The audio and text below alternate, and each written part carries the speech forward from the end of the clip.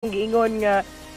matod pa pud ni Bishop kagahapon nga listen to credible o reliable sources nga di ta magpataka og kaning paminaw ba nga maka-cause og panic sa uban nga mga kaigsuonan nato kay gamay ra gani natong basa sa social media nga mauna ni butuon na dayon ta. So kung kunsa to mga reliable, mga credible sources adto ta maminaw ug adto ta musalig unya sa giingon pa pud ni Bishop kanang mo-coordinate ta sa atong mga sa kagamanang provincial or sa atong mga LGUs for assistance kay kana sila murag hapit na pud siguro ana sila mga tug aron pag-monitor gani sa Bilar. Declared na og sa Corilliad gi-declare na nila nga wa na klase ug mangpong adlaw kay bisan pa og mulorang do na may mga post assessments nga himuon ang LGUs kung safe na ba nga balikan ang mga tunghaan or kato pong mga gihimong evacuation centers nga kaning tunghaan di pa man pod katong uban nga di pa pod makabalik labi na tong mutabok og suba di pa man pod na occupy pa man pod sa pagkakaron. So kani very important ning report nato sa Pag-asa kay sila magud ang maka storya kung unsa na ang dagan sa panahon. Although mo alert po ning ato mga cellphone nga murag di na mo hunong og alert ning rainfall warning. Pero murag kanunay magud ning gasigi pa ba kay under signal number 2. Pero mo po tigiklaro sa CDRMO sir nga under signal number 2 pa maguta, so anytime mo coordinate lang jud anyway at gihatag naman tanang hotlines ang 911 uptick pa pud ni sila nga motubag unya sa syudad bilib lang jud pud ko labi na dito sa Mangani Kagawad Dilusa si Kagawad Lida Sako kagabi nga sila jud mismo ang nangunay una makita bitaw na, actually na istorya namo sila regarding sa katong pagkaon kay ang di magud makaya og shoulder sa city tanan tiaw by pila ka barangays ang gi-evacuate dili ra man ka moingon nga coastal ra ang gi-evacuate tungod kay katong mga balay nga nasa urban poor katong mga light materials ila naman jud pong gi-evacuate. Gani, originally, ang atong evacuation center sa Tagbilaran is only 8. Gihimo ni Mayor Jane nga 13. So, para maka-accommodate sa uban nga mga katupang mga residente nga kinahanglan jud nga mobalhin pagpangandam sa bagyo kagabi. So, mo to nga dito sa Mangga nahimong ang simbahan giablihan dito sa ang seminaryo giablipod para sa mga taga-Taluto nga initially ang Taluto dapat ari ra man sunta sa Boholay. Pero murag nagdasok naman tanan dito ug sa uban pa nga mga eskwelahan. So kana niingon sila nga ang barangay jud ning kuha jud sila share para makapakaon sila sa ilahang mga constituente gabi tiaw bagutog sa Mangga alone is mga 500 plus. Unya sigig dugang sa pack lunch na kaganinang buntag pagtuyok namo dito pod sa Taluto niingon pod sila nga hasta ang ilang pamahaw gi-shoulder pod sa barangay. So wa gud pod nagutom tong mga kaigsuonan nato nga kaning bakwet kagabi tungod sa kaning pagpangandam sa bagyo. Unya ganina pod update pod ning atong CSWD gani murag mao same with province kay nakita na ko tong post sa bana ni Mayor Onje Grace Lim nga ang mga relief is going to Mabini. Si Gob magod isang tuyok karon sa kalungsuran. Pero ganina si Vice Governor Nick dito sa Cogon kay iyang bisita po itong mga kababayan ni dito nga nahabilin dito sa Cogon. Pero si Gob murag dito sa Kalapi going to Hitafe nga na una ang DSWD ang PS Provincial Social Security social kanang mga social workers nato kadang busy pa karon og pagpanghatag anang relief.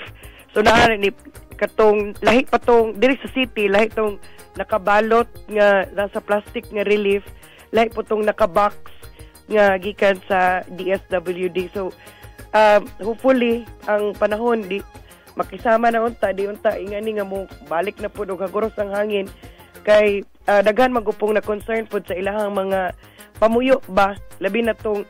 gani dito sa Mangga kagabi diha joy ning sa usa ka household duha ka family nga na namangod sila mga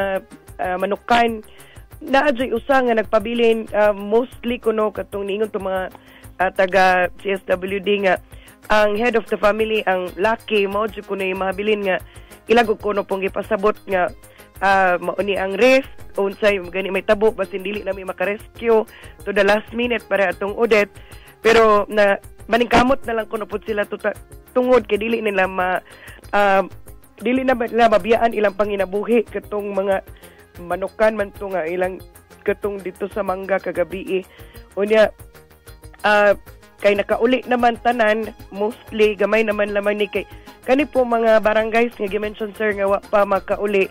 gamay na lang ni sila di na ingon nga sila jud tanan nga ni bakwet kagabi pipila na lang ni nga nagpabilin karon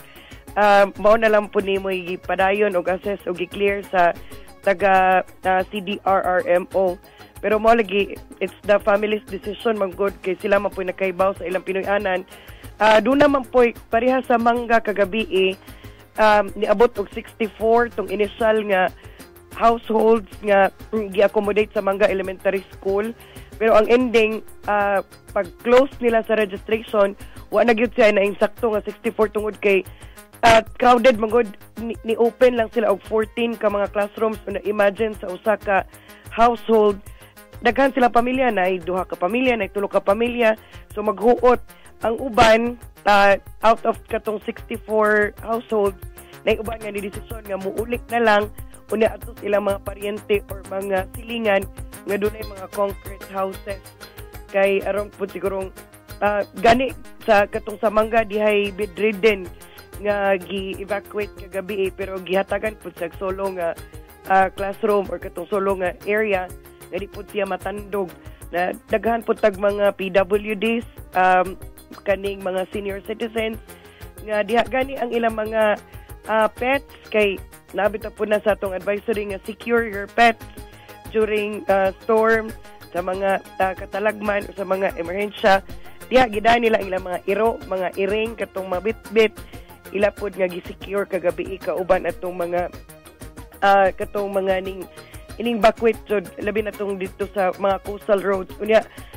we're happy to tell sir nga dili lang ang simbahang Katoliko or ang diocese mo ining sanong sa panawagan tungod kay doon na po yung mga simbahan sa laing relihiyon nganing open pod sila kagabi para mo accommodate pod sa uban nga nagkinahanglan nga i-evacuate gikan sa mga coastal areas like for example dito sa Mangga katong unsa matuoy nakalimot ko unsa nga relihiyon to pero dako-dako po na ilang simbahan nga i-accommodate pod sa mga pipila ka mga pamilya nga delikado nga maigo sa bagyo if ever ning kusog man ganito kagabi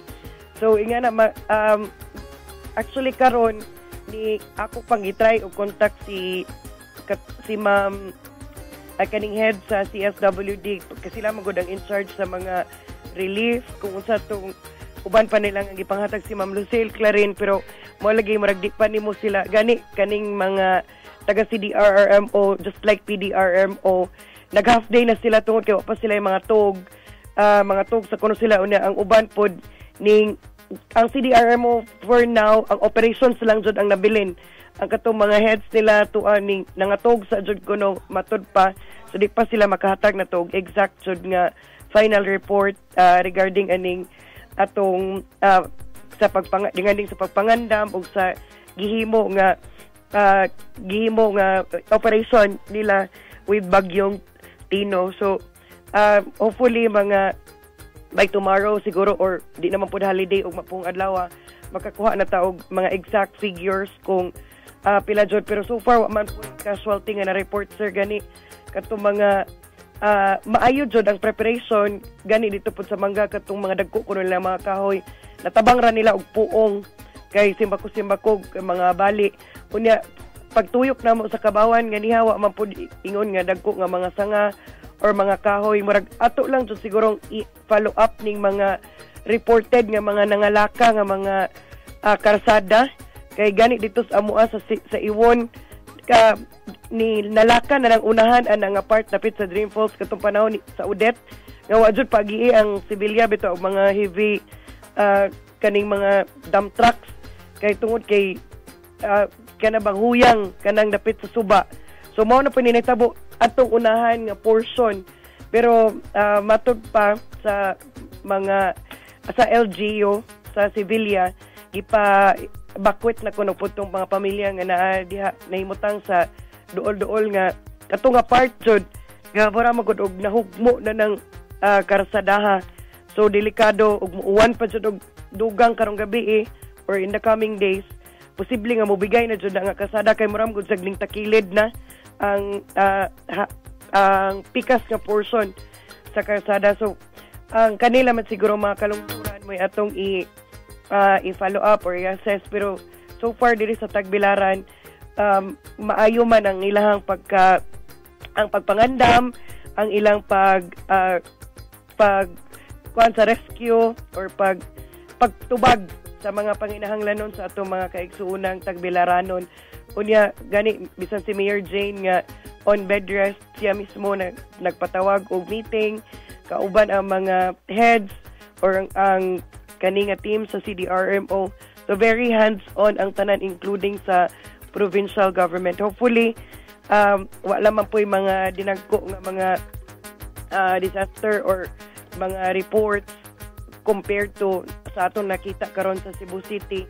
nga naka-worst ba diri sa atong lalawigan. Pero naaman gihapon ang mga ginagmayng baha gani dito sa part sa Kabawan, sa Talukto, murag diha po ito'y ginagmay nga mga baha-baha, pero dili po ingana jud ka grabe compared to kaning atong mga reported nga mga baha jud nga dugay ka mo muhubas ba. Pero all in all, pasalamaton lang po nga medyo peaceful na dire sa Tagbilaran since kaganinang buntag una man ganing mga pag-uwan or mga kaning hangin dili jud sa ingana ka worse na kudos pod sa ato ang Bohol Light kay wa jud taning brownout karong pag-agia sa bagyong Tino compared well di man jud pod malikayan tong sa kalungsuran nga diha jud mga